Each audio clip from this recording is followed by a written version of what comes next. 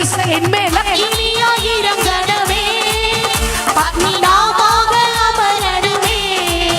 பெருங்காற்றாக வீசணுமே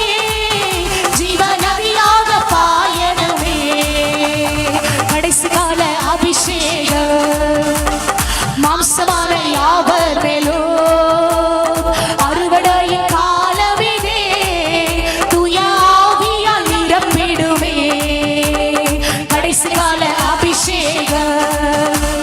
மாம்சமான யாவர்